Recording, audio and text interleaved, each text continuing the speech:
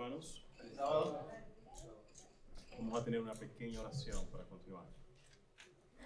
Querido Padre y Señor que estás en los cielos, nuevamente, Señor, venimos ante ti, rogando, Padre Santo, que en esta hora tú nos hables a través de tu palabra. En el nombre de Jesús. Amén. Este miércoles iniciamos una conversación que continuamos el día de hoy. Y voy a hacer una pregunta que hice el miércoles con relación a la familia de Jacob. Tiene que ver nuestro tema con la familia de Jacob en esta mañana. ¿Cuántos hijos tuvo Jacob? ¿Qué me dice? Es una interesante, ¿verdad? ¿Cuántos hijos? 12. Oh, varones 12. Varones 12. Tuvo 13 hijos Jacob. Dina se menciona solamente brevemente y por un incidente. Recordemos que era una cultura patriarcal y las mujeres no se mencionaban a menos que había un incidente o tenían una parte importante que jugar en el relato bíblico. Algo interesante es que Jacob tuvo 2 esposas y 2 concubinas. Tuvo 6 hijos con Lea y una hija, 7, y tuvo 2 hijos con Raquel, a quien amaba y por la cual trabajó, ¿cuántos años? 7 nada más. 14 años, porque le dieron a Lea en vez de a Raquel. ¿Saben ustedes que yo leí un libro, esto es de tradición judía, o sea, tómenlo como dicen en inglés, take it with a grain of salt, what I'm going to say. Tómatelo con un grano de sal. Ellos dicen que Lea y Raquel eran gemelas. ¿Hace sentido, sí o no? Porque dice que ellas se parecían mucho. La diferencia era que Lea tenía los ojos bonitos y Raquel era de bonito semblante. Dice, ¿cómo puede ser eso? Bueno, Jacob y Esaú eran gemelos. También se dice que Esaú era el mayor, Jacob era el menor. Que digan que uno es la mayor no quiere decir que es mayor por 2, 3 años. Puede ser gemela, la que nació primero es mayor. Take it with a grain of salt, whatever way. Pero quizás eso explique un poquito cómo se confundió tan fácil, ¿verdad que sí? Uno dice, oye, ¿cómo se confundió? ¿Cómo se confundió tan fácil? Quizás eso explica un poquito. Y también explica un poquito quizás porque con la medida con que tú mides, ¿qué? Será medido. A él le pasó lo mismo que él le hizo a su papá. Básicamente, a él lo engañaron como él engañó. Muy bien, tuvo 2 esposas. Él amaba a Raquel más que a Lea. Pero Raquel tenía un pequeño problema. ¿Qué problema tiene Raquel? ¿Quién se acuerda? No podía tener hijos. Eso era una desgracia total para una mujer. No poder tener hijos. ¿Y saben qué pasó? Lea sí tuvo hijos. Y tuvo el primero, Rubén. El segundo, Simeón. El tercero, Leví. El cuarto, Judá. Y así por el estilo. Paró de tener hijos y cuando paró, la preocupación porque no sé cuánto han visto algunas veces que alguna mujer se casa con un hombre malo y comienza a darle hijos a ver si lo cambia, si lo retiene. Es la costumbre, ¿verdad que sí? Y se llenan de hijos y el hombre no cambia, ¿verdad que sí?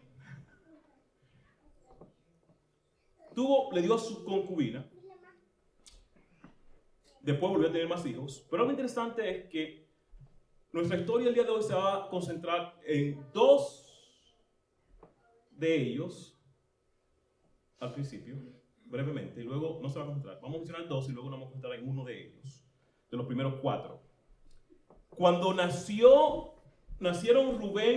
Simeón y Leví, o cuando nacían cada uno de ellos, ella le ponía un nombre de acuerdo a cómo se sentía. Y nació Leví y le puso Leví, que significa ahora se juntará conmigo mi marido. Ven, ya van 3 y todavía ella no recibe a través de 2 hijos lo que ella está buscando. Y dice, ahora sí se va a juntar conmigo mi marido. Por eso Leví significa juntar. Leví parece ser que era muy apegado a su hermano mayor, no al primero, sino que seguía a Simeón. Cuando Dina, y conocemos la historia de Dina, Dina se fue a las al país en Siquem, allá, con las muchachas, y pasó un incidente, que conocemos la historia.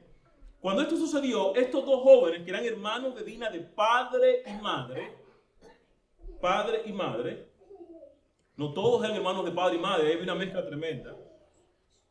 Y eso era una mezcla que de repente se peleaban, y si el referee se metía hasta el referee también le tocaba, porque eso era tremendo. Los hijos de Jacob hicieron historia. Y estos dos especialmente hicieron historia porque Simeón y Leví, cuando sucedió aquello, hicieron un plan. Y ellos dijeron, ok, está bien. ¿Saben ustedes que sucede a veces que alguien comete una falta como la que cometió Siquem? Tenemos el caso de Amnón. ¿Cuántos conocen la historia de Amnón, el hijo de David, que cometió una falta con su hermana y después la desechó? Y su hermano también se quedó calladito y planeó lo que iba a hacer. En este caso Siquem no hizo eso. Siquem trató de hacer el bien y tomar responsabilidad de su hecho. Y dijo, no, y el padre y la familia de Siquem está bien. Y quisieron que se casaran estos muchachos. Pues dijeron, está bien, no hay problema. Pero con una condición. Si ellos van a ser parte de nuestra familia, tienen que circuncidarse. Dice, ok, está bien, no hay problema. Y se circuncidaron todos los hombres de Siquem, todos se circuncidaron. Y en el tercer día, cuando el dolor estaba en lo más terrible y que no se podían defender, llegaron Simeón y Leví, espada en mano los dos, y mataron a todo varón de aquella ciudad. Terrible.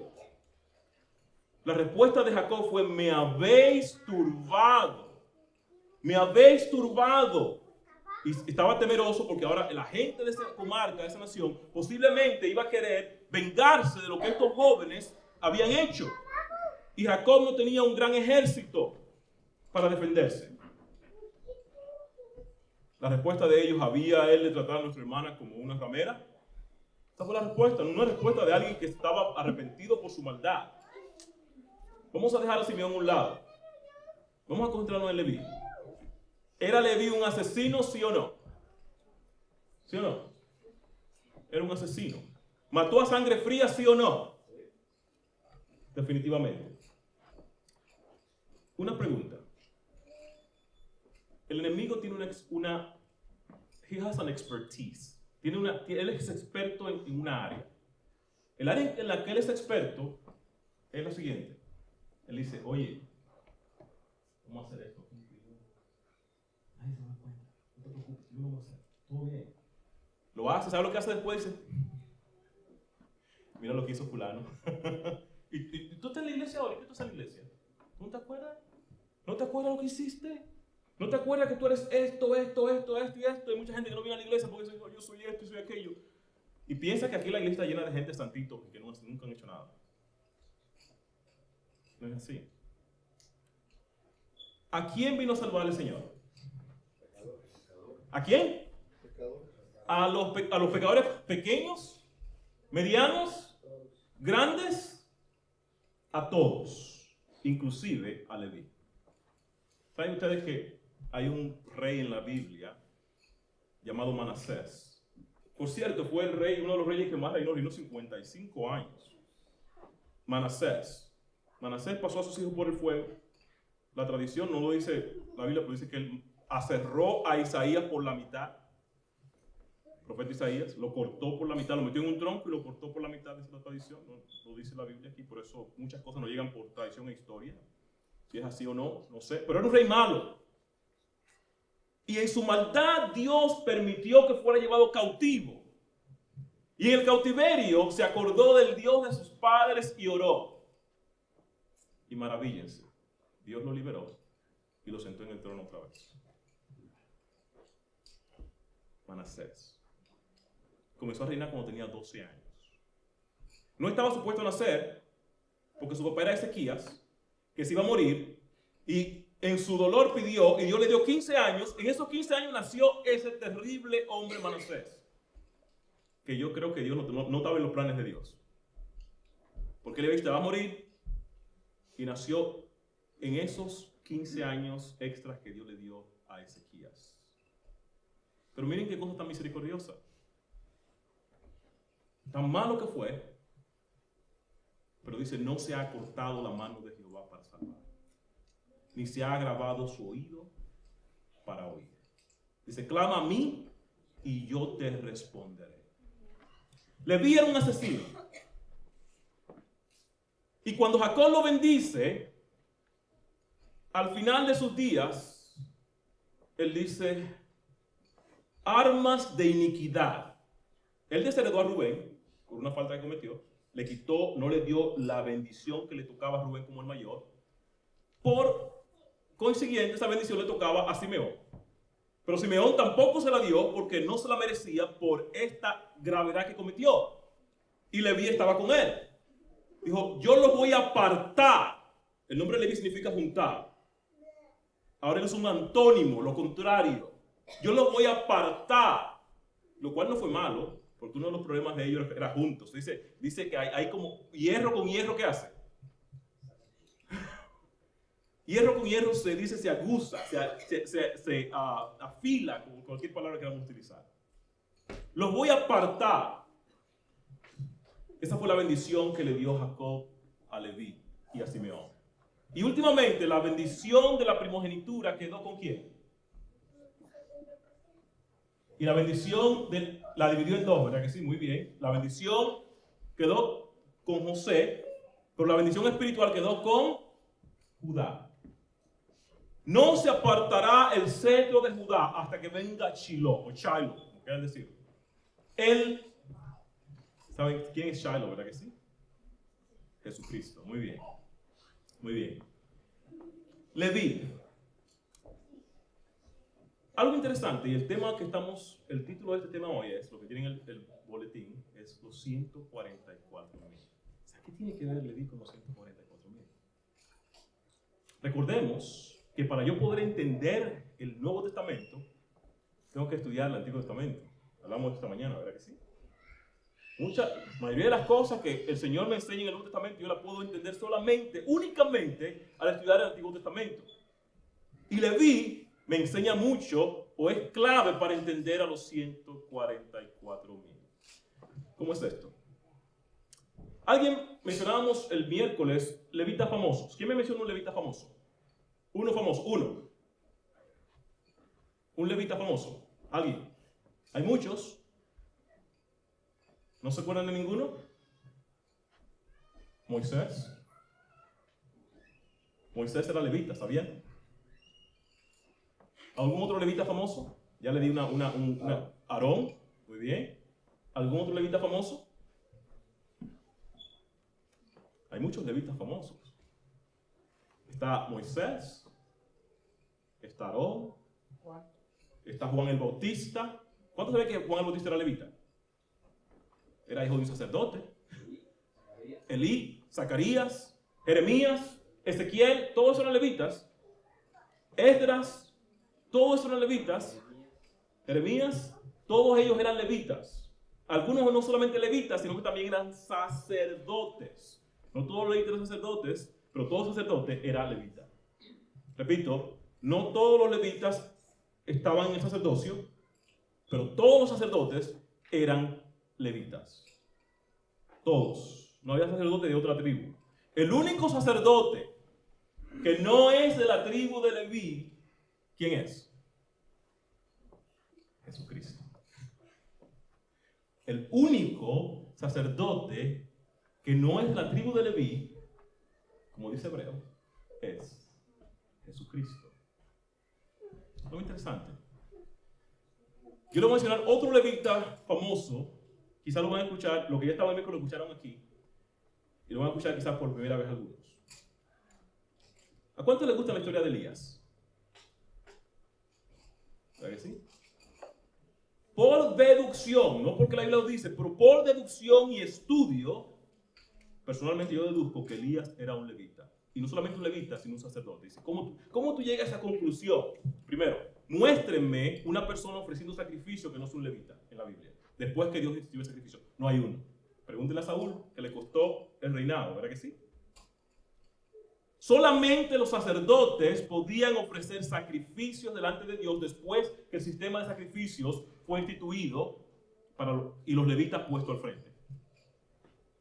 Además de eso, Elías, recuerden que Elías iba a volver a aparecer antes del día grande de Jehová. Cuando Jesús vino, Elías volvió en el espíritu y poder, no la persona de Elías. Jesús dijo, si ustedes lo quieren recibir, él es Elías. ¿De quién estaba hablando? ¿De quién? Juan el Bautista. ¿Era Juan el Bautista levita? Sí. ¿Era sacerdote? Sí. Le tocaba, su papá era sacerdote. Eso era, se pasaba de generación a generación. Algo interesante.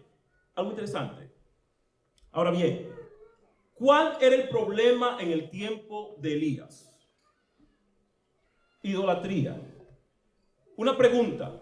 ¿Esa gente que adoraba ídolos pretendía también adorar a Jehová? ¿Cuál fue la pregunta de Elías? ¿Hasta cuándo claudicaréis entre dos pensamientos? Si Jehová es Dios, servidle. Si Baal, id en pos de él. O sea, que ellos pretendían adorar a Dios mientras adoraban a Baal. ¿Recuerdan cuando Aarón, aquel famoso levita, hizo un becerro de oro y promulgó una fiesta? ¿Fiesta a quién? Dijo él. A Jehová. Qué abominación tan grande, ¿verdad que sí? Qué abominación tan grande. Dios prefiere que yo diga, yo mejor adoro al diablo y no decir que lo adoro a él mientras no lo hago. Bueno, Lara, ¿qué está diciendo? Eso lo dice en Apocalipsis, ¿verdad que sí? Yo prefiero que tú seas frío y no tibio. ¿Saben ustedes que hay más esperanza para un frío que para un tibio? A los jóvenes yo les enseñé una pequeña slide de una presentación PowerPoint, donde allí presenta un concepto, es de mercadeo, pero el concepto es el siguiente. El concepto es el siguiente. La indiferencia es uno de los sentimientos, la indiferencia es tan fuerte que el amor y el odio no tienen ni la más mínima oportunidad contra ella. ¿Cómo dice eso? Cuando una persona tiene un problema, pero no reconoce que tiene un problema, ¿puedo ayudarlo? No puedo ayudarlo. Cuando una persona no está consciente de que necesita ayuda, yo no puedo ayudarlo. Cuando una persona es indiferente al llamado, yo no lo puedo ayudar. Israel, que matas a los profetas y apedreas a los que te son enviados. ¿Cuántas veces yo quise juntarte como la gallina junta a sus polluelos y no quisiste? Dios prefiere que seamos fríos a que seamos tibios. Porque con el frío, por lo menos el frío reconoce su situación. El tibio dice, yo no necesito nada, yo estoy bien, yo estoy chévere. Yo estoy bien. Por cierto, déjenme decirle algo. Aquí nosotros somos muy buenos para ser fariseos o publicanos, uno de los dos. Somos muy buenos para ser fariseos o publicanos porque le decimos a los jóvenes, tienes que portarte bien, tienes que hacer esto, tienes que hacer aquello, y entonces va a dos puntos. O se frustra cuando ve que no puede y se convierte se tira al abandono, como muchos jóvenes lo hacen, o se convierte en un fariseo que por fuera se ve bien, pero por dentro está totalmente mal. ¿Quién puede hacer malo de lo bueno? ¿Quién puede hacer malo de lo bueno? Perdón, bueno de lo malo. ¿Quién puede hacer bueno de lo malo? ¿Quién? ¿Puedo yo cambiar mi piel? No. ¿Puede el leopardo quitarse sus manchas? Así tampoco podemos nosotros hacer bien estando habituados a hacer el mal. En vez de decirle a un joven, pórtate bien, decirle, vamos a orar para que el Señor nos dé el poder. Para que el Señor nos ayude. Porque fuera de ahí, ¿saben qué? No hay nada. Cuando Dios le dijo a Israel en el monte Sinaí, esta es mi ley, y le promulgó la ley, pues dijo, sí, todo lo que tú dijiste lo vamos a hacer. Menos como 40 días después estaban adorando y bailando allí, adorando a Dios en forma de un becerro, violando el primero, el segundo y todos los otros mandamientos. ¿Sabe por qué? Porque ellos no entendieron. Ellos no entendieron que Dios quería que ellos reconocieran que para ellos era imposible obedecer a menos que Él le diera el poder para hacerlo.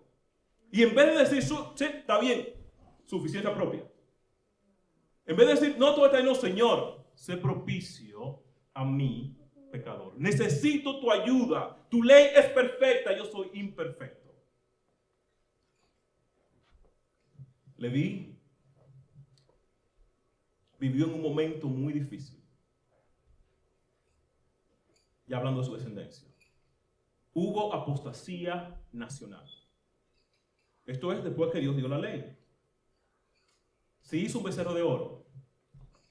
Se dice que hizo fiesta a este becerro de oro. Y Moisés estaba en el monte y Dios le dije, baja porque tu pueblo que traíste se ha corrompido. Se lo dijo, en uno le dijo tu pueblo y dice, no. No, mi pueblo, es tu pueblo. Es tu pueblo, Señor. Tu pueblo que trajiste se ha corrompido. Y baja. Y cuando Josué escucha, cuando baja, y van bajando y saltando, Josué escucha el sonido, el alboroto. Prestemos atención.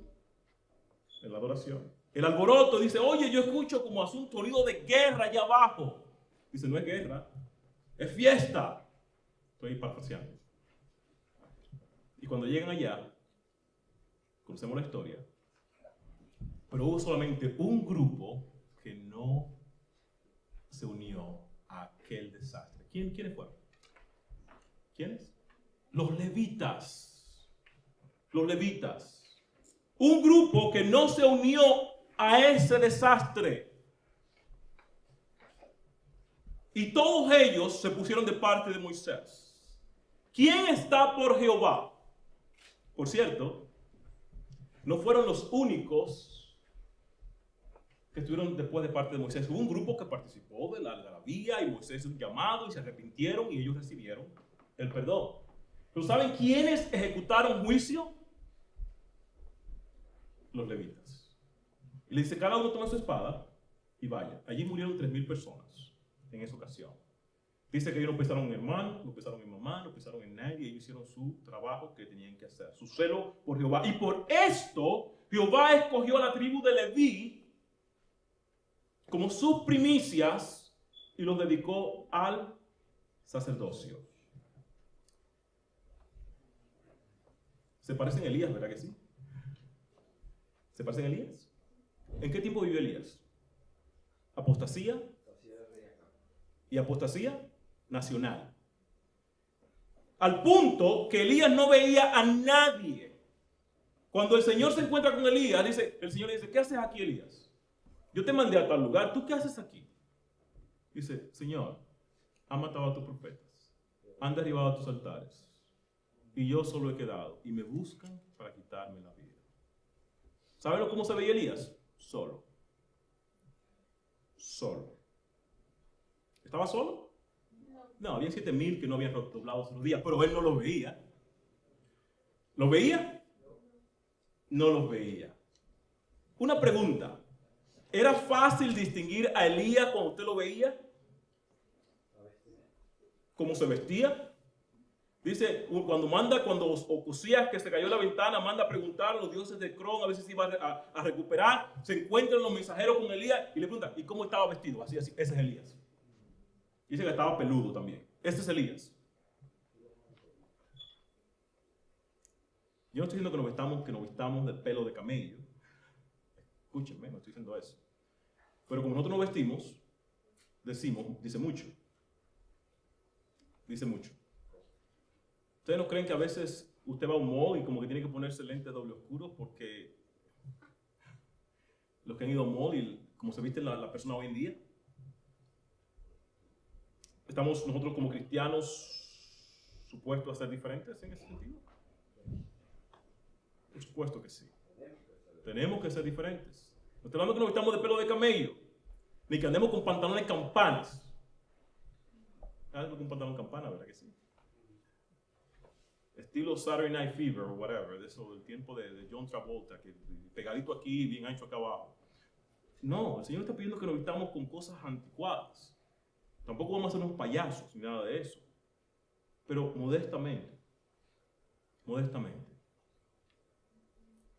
Elías tenía ciertas características. Y su nombre era una que hablaba fuerte. Elías, ¿sabe lo que significa Elías? Mi Dios es Jehová. Mi Dios es Jehová. Cuando había confusión hasta más no poder con relación al Dios verdadero, mi Dios es Jehová. Su nombre era un testimonio. Y cuando Elías se para ante Acab, le dice, no va a llover sino por mi palabra. Y se va. El hombre se queda con la boca abierta. Luego se encuentran la segunda vez y Acab le dice, ¿eres tú el que turba? Y dice, no, yo no, tú. En palabras claras, testimonio certero. Luego Acab vuelve a hacer algo malo y se encuentran la tercera vez. Perdón, se encontraron en el Monte Carmelo, pero después se encuentran con lo de la viña de Nabot y le dice, Acab, ¿me has encontrado a mi enemigo? Sí, te he encontrado porque te vendiste a hacer lo malo. Un testimonio certero. Pues ¿saben una cosa? La vida de Elías era una vida impecable. Él daba un testimonio porque él podía dar testimonio. Pero ahora la pregunta viene. ¿Puedo yo ser un Elías moderno? ¿A cuánto les gustaría ser un Elías moderno? ¿Saben ustedes que Leví había sido un asesino? ¿Verdad que sí? Había sido un asesino. ¿Saben ustedes que la Nueva Jerusalén, una de las 12 puertas, va a llevar el nombre de Leví? Una de las 12 puertas va a llevar el nombre de Leví. Un asesino. Pues ¿saben una cosa? Cuando Dios perdona, Él perdona. No es como el hombre que dice, te perdono, pero no se me olvida. No, no. Cuando Dios perdona, Él perdona. Y esto quizás conteste la pregunta para muchos en esta mañana. Porque dice de los 144,000 que en su boca no fue hallada mentira. Y diríamos nosotros, oye, pero yo he dicho muchas. Chiquita, mediana, larga y extra larga. Yo he dicho muchas. Cuando el Señor nos perdona, Él nos perdona totalmente. Y nos mira como si nunca antes hubiésemos pecado. No en nosotros, sino en Cristo Jesús. Claramente el salmista dice, ¿quién subirá al monte de Jehová? El limpio de manos. ¿Limpio de qué? Puro de corazón, que no ha elevado su mente a la vanidad, ni jurado con engaño. Y todos digamos que ven acá por aquí. ¿Y quién no lo, hermano Martínez? ¿Quién no lo ha hecho? ¿Quién no lo ha hecho? Pero ahora está la bendición que el Señor me da a mí y te da a ti. Y es que dice, he aquí todas las cosas son hechas nuevas. No solamente cuando el Señor cree todas las cosas, dice, si alguno está en Cristo ahora, ¿qué es? Nueva criatura es. Las cosas viejas pasaron, he aquí todas son hechas nuevas. Quiero leer rapidito aquí en Apocalipsis. Acompáñenme a Apocalipsis, capítulo 14. No vamos a leer mucho, nada más poquito. Apocalipsis, capítulo 14. Apocalipsis, capítulo 14, versículo 1 al 5. Dice lo siguiente. Después miré, y he aquí el Cordero estaba en pie sobre el monte de Sión, y con él 144,000 que tenían el nombre de él y de su padre escrito en la frente. ¿Recuerdan a Elías? ¿Qué significa el nombre Elías? Jehová es mi Dios. Y cuando tú tienes el nombre en la frente, significa que tú eres pertenencia de ese Dios. Tú tienes el carácter de ese Dios. Por consiguiente, tu nombre y mi nombre es Elías. Y oí una voz del cielo como estruendo de muchas aguas y como sonido de un gran trueno. Y la voz era como de arpistas que tocaban sus arpas. ¿Saben ustedes que los únicos que tocaban música en el santuario eran los levitas? ¿Cuántos sabían eso? Los músicos del santuario eran los levitas. Cuando Salmo dice al músico principal, está hablando de un levita. Eso era lo único que tocaba música en el santuario.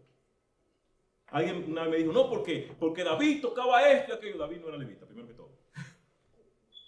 David no influenciaba necesariamente, él compuso y todo eso, pero David no era músico del santuario. Él era músico, pero no del santuario. Los levitas eran los músicos del santuario. Dice, cantaban un cántico nuevo delante del trono y delante de los 4 seres vivientes y de los ancianos, y nadie podía aprender el cántico sino aquellos 144,000 que fueron redimidos dentro de los de la tierra. Algo interesante es que estos cantan un cántico que nadie puede cantar excepto ellos. ¿Quiénes eran los músicos en el santuario? Los levitas, ¿verdad que sí? Ellos eran los cantores del santuario, dice la palabra de Dios. Y aquí se canta un cántico nuevo que nadie puede cantar. Muy interesante. Saben que la pluma inspirada dice que cuando Jesús lleve a los santos al cielo, van a estar caminando y van a llegar a un lugar donde hay un templo. Y cuando lleguen a este templo, no sé cuánto he leído, primeros escritos, levanta la mano y dice, solamente los 144,000 entran en este lugar. ¿Saben ustedes que solamente los sacerdotes entraban en el santuario? Solamente los sacerdotes entraban en el santuario. Mucho simbolismo, mucho de dónde cortar y buscar. Dice, estos son los que no se contaminaron con mujer. ¿De qué símbolo mujer? La Biblia. Iglesia, los que no participaron del culto falso, los que se apartaron. No se contaminaron con mujeres, pues son vírgenes. Estos son los que siguen al Cordero por donde quiera que va. En esta mañana, casi tarde, la clave aquí no es decir, yo puedo sacar el pecho y hacer como hacen los gorilas, muy macho. Por cierto, los machos no van a para el reino de los cielos, perdón. Mi papá era muy macho, en cierto sentido. Cuando hablaba, la voz profunda. El Señor le enseñó la lección de humildad. Perdió su mente, así como Nabucodonosor, mi papá perdió su mente. Cuando volvió, y en medio de su enfermedad, y podemos llamarlo locura, yo tenía 10 años cuando yo presencié esto, le agarraba la mano a mi mamá y decía, manitas santas. Después que le hablaba con esa voz retumbante anteriormente, ofensiva, manitas santas. El Señor lo llevó al polvo para poder levantarlo. O sea que machismo, los machos no van para el cielo, eso no es de Dios. Eso no es de Dios. Dice, siguen al Cordero por donde quiera que va. Y aquí está la clave. No es decir, yo le abro el pecho, yo me golpeo en el pecho y yo puedo y hago. No, yo no puedo, yo sigo al Cordero. Eso es lo único que yo puedo hacer. La pluma inspirada dice, yo no puedo cambiar mi corazón. Yo no puedo dar sus afectos a Dios. Pero yo puedo elegir servirle. Yo puedo elegir servirle. Dice otro pasaje. A medida que entramos por Jesús en el descanso, empezamos a vivir el cielo en la tierra. Empezamos a vivir el cielo, entrando en Jesús por el descanso. Y otra parte dice, cuando conozcamos a Dios, como es nuestro privilegio conocerle, nuestra vida será una vida de continua obediencia. Si apreciamos el carácter de Cristo y tenemos comunión con Dios, el pecado llegará a hacernos odioso. Pero ¿saben dónde yo aprecio el carácter de Cristo? Al ver sus manos heridas. Al ver sus pies heridos, al ver su costado herido, y cuando me dice, todo esto por ti. Todo esto por ti. No es decir, hermano, tú estás haciendo esto malo, arrepiéntete. Yo tengo que amonestar. Pero déjame decir una cosa. El infierno y los horrores del quemarse en el infierno no van a convertir a nadie. Eso es miedo. ¿Verdad que sí? Lo que convierte a la persona es ver a Jesús crucificado.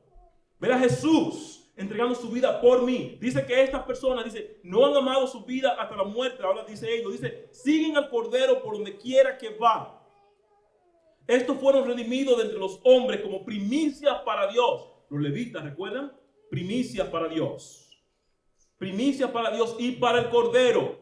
Y en sus bocas no fue hallada mentira, pues son sin mancha delante del trono de Dios. Y voy a concluir con un pensamiento. Porque estamos viviendo en un tiempo muy difícil. Y se va a poner peor. No hemos visto nada todavía. Dice la palabra de Dios que el tiempo que viene es un tiempo de angustia como nunca antes se ha visto. Y yo le pregunto al Señor, ¿más angustia que en la destrucción de Jerusalén? Dice sí. ¿Cuántos han leído la historia de Jerusalén en el año 70 por Tito? La gente las madres, perdonen la mención de su escrito, cosían a sus hijos. Era terrible. Dice que se levantaron tantas cruces que no se podía pasar. Dice que tenían que caminar por encima de los muertos para matar más. Era terrible. Y dice que el tiempo de angustia que viene va a ser peor que eso. Dice que la imaginación más fecunda no logra imaginarse lo que viene. No logra. Pero no solamente en hechos y catástrofes, sino también en la maldad del hombre, en la frialdad. Dice el apóstol Pablo que en los últimos días vendrían tiempos peligrosos. En esos tiempos viven los 144,000. Y ellos se caracterizan porque ellos se mantienen de parte de la verdad, aunque se desplomen los cielos. Y déjame decirte, cuando Sadrach, Mesach y Abednego, Ananías, Misael y Azarías, se quedan parados cuando todos se arrodillan, se pueden ver a kilómetros. No, quizás no kilómetros, pero se pueden ver a distancia. En el valle, en la llanura, se pueden ver a distancia. Oye, todo el mundo está arrodillado, pero yo veo 3 parados allá. 3. Oye, Sadrach, Mesach y Abednego, mira, yo tengo una deuda con ustedes. Porque Daniel, ustedes, a través de la oración, y Daniel vino y me interpretó el sueño. Yo estoy entrando un poquito más en detalles, imaginación. Yo tengo una deuda con ustedes, por eso le di un chance, le voy a dar una oportunidad. Por si acaso no entendieron, va a volver a tocarse otra vez la música y ustedes cuando toquen, arrodíllense. Porque ¿qué Dios los puede librar a ustedes de un horno de fuego? ¿Quién? Eso no se ha visto. Eso no se ha visto. Ananías, lo llamo por su nombre hebreo, Misael y Azarías dicen, oh rey, sepas que el Dios a quien nosotros servimos nos puede librar. ¿Se había visto eso anteriormente? ¿Librado del fuego? Nunca. Nos puede librar. Pero aunque no lo haga, Juan Hus, ¿conoce la historia de Juan Hus? Murió en la hoguera, cantando, Jerónimo. Aunque no lo haga, no nos vamos a postrar. La ira se enciende, échelo en el horno, no solamente échelo, caliéntelo 7 veces más, al punto de que cuando lo van a tirar, los mismos guardias caen muertos. ¿Saben una cosa? Allí había uno más con ellos. Había uno más con ellos.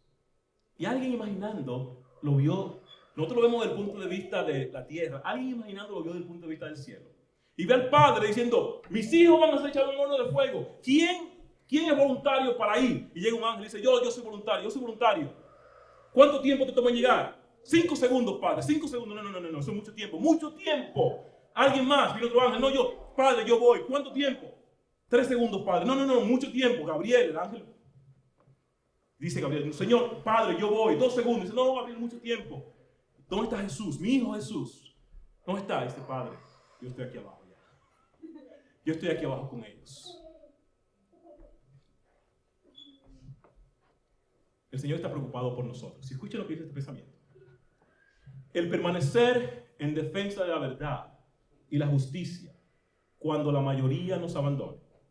El pelear la batalla o las batallas del Señor cuando los campeones sean pocos. Esta será nuestra prueba. En este tiempo debemos obtener calor de la frialdad de los demás, valor de su cobardía y lealtad de su traición. Calor de la frialdad de los demás, valor de su cobardía y lealtad de su traición. El fallecido orador Braulio Pérez Marcio dijo de nuestro Señor Jesucristo en una poesía lo siguiente: Señor, yo quiero aprender la cuesta del Calvario, subir por ella como tú subiste, con valor silencioso y temerario. Señor, yo quiero ser como tú fuiste. Que el Señor nos bendiga.